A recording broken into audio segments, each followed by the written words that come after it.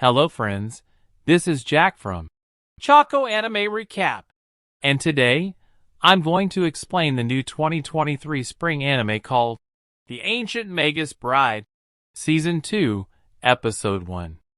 But before that, please like this video and share it with your friends. Also, don't forget to subscribe to my channel and turn on the notification bell for more anime recaps. Elias asks Adolf why he wants Chisei to attend a school for sorcerers despite being a great mage. Adolf responds that Chisei has the special characteristics of being a slay beggy, and she has the curse of the dragon and immortality. Since she carries two curses in her body, she will be the perfect thing for a research project. He also tells them that they will back up Chisei as much as possible, and if she wants, she can take classes with Toher students.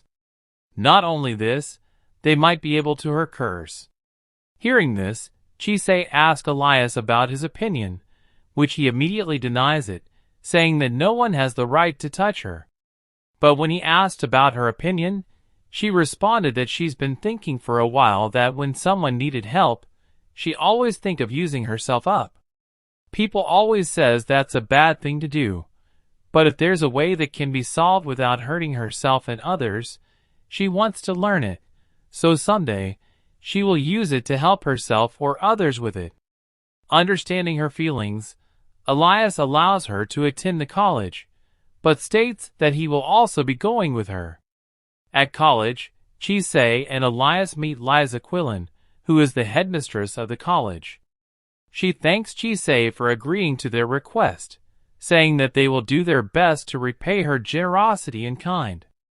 Before leaving, she gave her a rose and tells her to enjoy the college life and do not let her guard down too much. Adolf then gives Elias and Chisei an introductory tour of the college, where they learn about the various buildings in the facility that include the administration hall at the front gate, library, exercise hall, dormitory, class hall, laboratory hall, and the abandoned hall where dangerous items in the college's possession are stored. Before showing other things, Adolf tells Chisei that someone is actually waiting for her for a long time, and the person revealed to be is none other than Alexandra Heath, who is in charge of medical room. She tells Chisei that before going to class, they will be examining her body. Before entering the room, Elias wants to enter with Chisei, saying that he is her guardian, but Alexandra Heath informs him that no visitors are allowed to enter the room, since there are things that shouldn't be known to friends, family, and even guardians. After throwing both Adolf and Elias out of the room, she checks Chisei's data, revealing things including that she made a fate portion and almost died from absorbing the dragon's curse, nearly died from having her stomach gutted by a wandering sorcerer, and had her eyeballs replaced and cursed with immortality.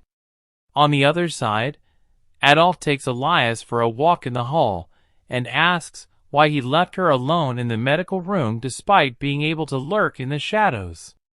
Elias responds that there are no biological guts in his body, and yet, he feels his guts clench when he thinks of the time when Chais finds out that he was hiding and staying by her side. So that's why he didn't do it. Describing this feeling as scared, Adolf tells him to look after her even if she is in the college, since the 7 shields are not monolithic and the current state is a bit unstable. After examining her body, Alexandra reveals that after exchanging her left eye with the sorcerer, Chisei started having frequent flashbacks of memories that were not her own, and she became more sensitive to malice, eye contact, and more. She then asks Chisei about her health.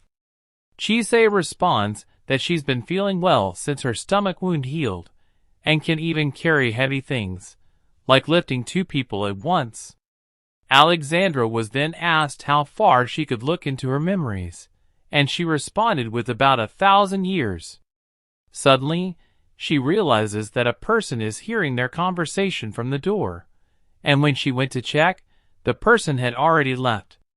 As the two of them were having conversation, Renford suddenly entered the room, questioning whether or not Elias would be living at the college. He was surprised to learn that Elias and Chisei would be commuting between their home and the college, which is about 3 hours away. Elias has a shortcut planned, and is quick to remind Renford that he does the same thing with Alice, commuting back and forth as well. Elias questions why Renford hates him, and after Renford leaves the room, he tells him that he does not just hate him. Adolph assures him that Renford has issues with all non-humans, not just Elias, and that this characteristic in him dates back to when he was a student at the college. Elias does not feel threatened by Renford, and he mentions that he knows this because he does not feel the need to kill him. Shocked to hear this, Adolph immediately changes the subject and helps him prepare to teach his first class. On her way to the dorm, Chisei meets the dorm matron's cats, Olivia, Camellia, Rose Lynn, and their mother Florence.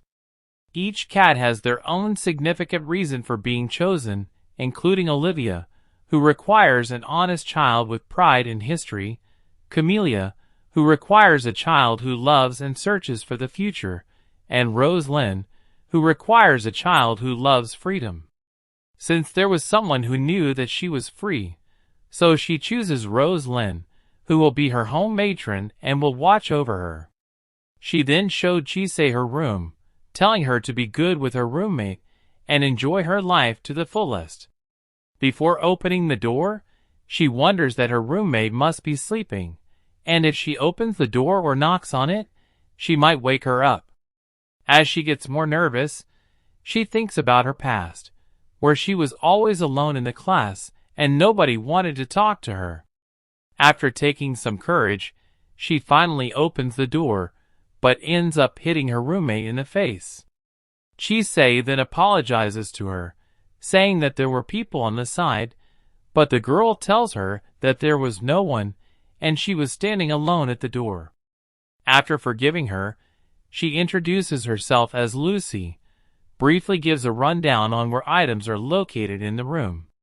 She also tells her that she is not good at talking to people, and that if she wants to chat, she should find others instead. Lucy then goes back to sleep, telling her not to wake her until the class starts. As Chisei starts to prepare for her first class, she receives a text from Alice, asking her to come to the training room. While going outside looking for the training room, she sees an ill-looking Philomela, who ends up passing out. Luckily, Chisei is quick to catch her up, and she wonders what she should do in this condition. And this brings the anime to an end. Comment for part 2,